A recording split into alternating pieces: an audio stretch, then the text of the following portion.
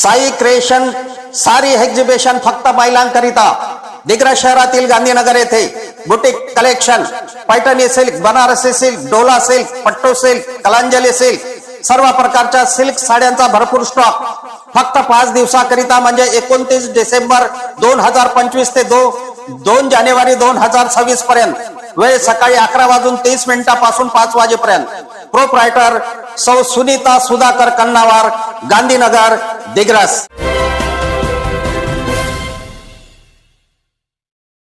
नमस्कार, मी सुरेश चिरडे. आपण पाहतात महाराष्ट्र 24 न्यूज. प्रयोगशाळेने बनावट ठरवलेल्या औषधांच्या साठा प्रकरणी दिग्रस येथील औषधी विक्रेत्यासह इतर दोघांवर गुन्हे दाखल. औषधी विक्री केले नसल्याचा औषधी विक्रेत्यांचा खुलासा.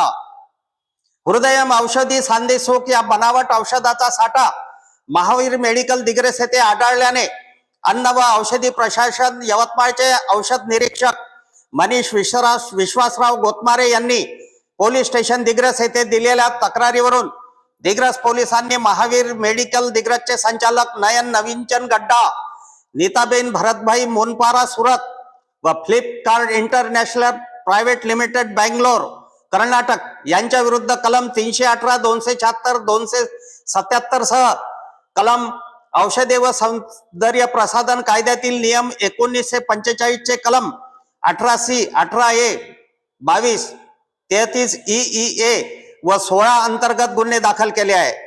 औषध निरीक्षक अन्न व औषध प्रशासन यवतमाळ यांना गुप्त माहितीद्वारे महावीर मेडिकल येथे हृदयम औषधी सांदेशुक या बनावट औषधाची विक्री होत असल्याचे कळताच त्यांनी महावीर मेडिकल येथे धाड टाकून प्रति 4 ग्रामच्या 23 सचेत साठा जप्त केला व नागपूर येथील प्रयोगशाळेत तपासणीस पाठविला असता 3 मे 2025 ला अन्न व औषध प्रयोगशाळा नागपूर यांचा चाचणी अहवाल आल्यानंतर महावीर मेडिकल, नीताबेन भरतभाई मोनपारा सुरत व Flipkart international private limited Bangalore यांना खुलासा मागितल्यानंतर औषध निरीक्षक यांनी 27 डिसेंबर रोजी पोलीस स्टेशन दिग्रसला तक्रार दिली. तक्रार प्राप्त झाल्यानंतर सर्व बाबी तपासून दिग्रस पोलिसांनी गुन्हा दाखल केला. पोलीस निरीक्षक वैजनाथ मुंडे हे पुढील तपास करणार आहेत. याबाबत महावीर मेडिकलच्या संचालकांना याबाबत विचारले असता आपण आपल्या कुटुंबातील सदस्याकरिता फ्लिपकार्टद्वारे औषधी मागितली, आपण कुणालाही ती औषधी विक्री केली नाही असा खुलासा महाराष्ट्र 24 न्यूजशी बोलताना केला. आमच्या पुढील बातम्याचे अपडेट पाहण्याकरिता आताच आमच्या चॅनलला सबस्क्राईब करा व बेल आयकॉनवरती क्लिक करा. धन्यवाद.